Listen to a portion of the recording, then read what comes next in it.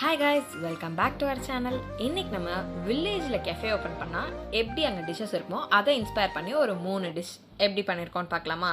முதல்ல ராகி கட்லெட். இதுக்கு 2லேருந்து 3 பெரிய உருளைக்கிழங்கை வேக வச்சு மசிச்சு எடுத்துக்கலாம். அது கூட ஒரு கப் ராகி சேர்த்து கூடவே பொடியாக நறுக்கின ஒரு வெங்காயம், நல்லா பொடியாக நறுக்கின பச்சை மிளகா, garam masala 1/2 table spoon, chilli powder 1 table spoon, துருவின இஞ்சி, கூடவே நறுக்கின மல்லி, தேவையான அளவு உப்பு, இது எல்லாத்தையும் போட்டு நல்லா பிசைஞ்சு எடுத்துக்கலாம். இது கொஞ்சம் குழன்னு ஃபீல் ஆச்சு அப்படின்னா நீங்கள் ராகி மாவு கொஞ்சமாக சேர்த்து பிசைஞ்சுக்கோங்க. இப்போ இது கூட பவுடர் பண்ண வேர்க்கடலையும் சேர்த்து நல்லா மிக்ஸ் பண்ணிக்கலாம். அது ஒரு குட் ஃப்ளேவர் இருக்கும். இப்போது கட்லெட் பண்ணுறதுக்கு நம்ம 2 கையிலையும் எண்ணெய் தடவி இதை நல்லா கட்லெட் ஷேப்பில் உங்களுக்கு எந்த ஷேப் வேணுமோ அந்த ஷேப் பண்ணிக்கலாம். நான் ரவுண்ட் ஷேப்பில் எப்பவும் கட்லெட் பண்ணுற மாதிரி தான் பண்ணியிருக்கேன். இதை பிரெட் க்ரம்ஸில் போட்டு நல்லா கோட் பண்ணி எடுத்துக்கலாம். நான் பேன்கோ பிரெட் க்ரம்ஸ் யூஸ் பண்ணியிருக்கேன். நீங்கள் நார்மல் பிரெட் க்ரம்ஸ் கூட யூஸ் பண்ணிக்கலாம். ஆனால் பிரெட் க்ரம்ஸ் யூஸ் பண்ணால் தான் அது வந்து ரொம்ப சாஃப்ட் டெக்ஸ்சராக இருக்கிறதுனால அது கிறிஸ்பான லேயராக வரும். இதே மாதிரி நம்ம எல்லாத்தையும் கோட் பண்ணி எடுத்துகிட்டு அதுக்கப்புறம் 1/2 hourலேருந்து 45 minutes இதை வந்து ஃப்ரீஸ் பண்ணி எடுத்துக்கலாம். இது ஃப்ரீஸ் பண்ணுறது ஒரு பெஸ்ட் ஆப்ஷன். ஏன்னா சூடான எண்ணெயில் இது பிரியாமல் இருக்கிறதுக்காக நம்ம வந்து ஃப்ரீஸ் பண்ணி எடுத்துக்கலாம். இப்போது இதை நல்லா சூடான எண்ணெயில் நல்லா கோல்டன் ப்ரௌன் கலரில் மொறுன்னு டீப் ஃப்ரை பண்ணி எடுத்துக்கலாம். இது ஒரு சூப்பரான மொறு ஸ்நாக்கு. இது வந்து உங்களுக்கு ஓவர் ஆயிலியாக ஃபீல் ஆச்சு அப்படின்னா ஷாலோ ஃப்ரை கூட பண்ணி எடுத்துக்கலாம். அடுத்தது ராகி நேச்சஸ்.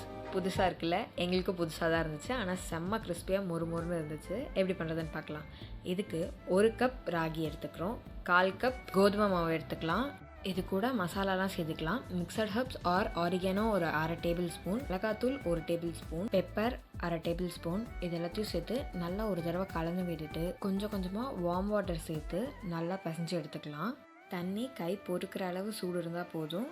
கையாலே கலந்து விட்டுக்கலாம். நம்ம இல்லை ஸ்பேச்சுலா இந்த மாதிரி யூஸ் பண்ணி நல்லா சாஃப்டான டோவாக பிசைஞ்சு வச்சுக்கணும்.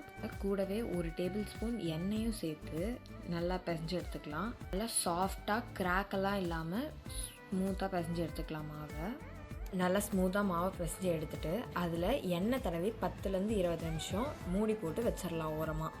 இப்போ ஒரு பட்டர் பேப்பரில் மாவை கொஞ்சமாக எடுத்து இந்த மாதிரி சப்பாத்தி கட்டை வச்சு பட்டர் பேப்பரை மூடி கொஞ்சமாக அழுத்தி தேய்க்கக்கூடாது, மேலாக தேய்ச்சி அதை ஃப்ளாட் பண்ணிடணும். அது திக்காக இருக்கணும், இல்லைன்னா ஒட்டிக்கும் நம்ம எடுக்கும் போது. இப்போது ஒரு கத்தியோ இல்லை நீங்கள் ஏதாவது ஷேப்பர் வச்சுருக்கீங்க அப்படின்னா உங்களுக்கு என்ன ஷேப் வேணுமோ அந்த மாதிரி ஷேப்பில் பண்ணிக்கோங்க. நான் ட்ரையாங்கிள் ஷேப் நேச்சுரல்ஸ் ட்ரை பண்ணுறதுனால அதே ஷேப்பில் தான் ட்ரை பண்ணியிருக்கேன். நல்லா ஃபோக் வச்சு இந்த மாதிரி குத்திடணும், அப்போ தான் உள்ளே சூப்பராக வேகும்.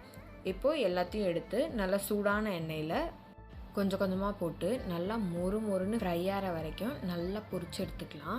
குட்டீஸ்க்கெல்லாம் ரொம்ப சூப்பரான ஸ்நாக்ஸு. அவங்க மொறுன்னு கேட்டாங்கன்னா இதை உடனே செஞ்சு கொடுத்து பாருங்கள், ரொம்ப விரும்பி சாப்பிடுவாங்க.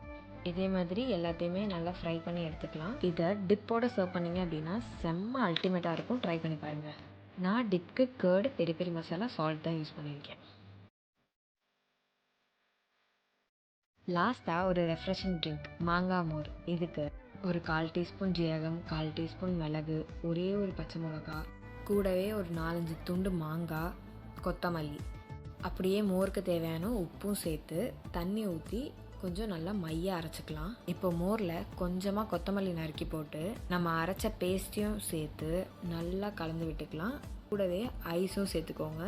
நல்லா சம்மருக்கு குளுன்னு செம்ம டேஸ்ட்டாக இருக்கும். கண்டிப்பாக ட்ரை பண்ணி பாருங்க. சர்வ் பண்ணுறதுக்கு முன்னாடி அந்த பவுலில் கொஞ்சம் மாங்காவை துண்டாக கட் பண்ணி போட்டு அதில் மோர் ஊற்றி கொடுத்து பாருங்கள், சூப்பராக இருக்கும். இந்த மாதிரி விலாக்ஸ் உங்களுக்கு பிடிச்சிருந்ததுன்னா கண்டிப்பாக லைக் பண்ணுங்கள், ஷேர் பண்ணுங்கள், சப்ஸ்கிரைப் பண்ணுங்கள். தேங்க்யூ.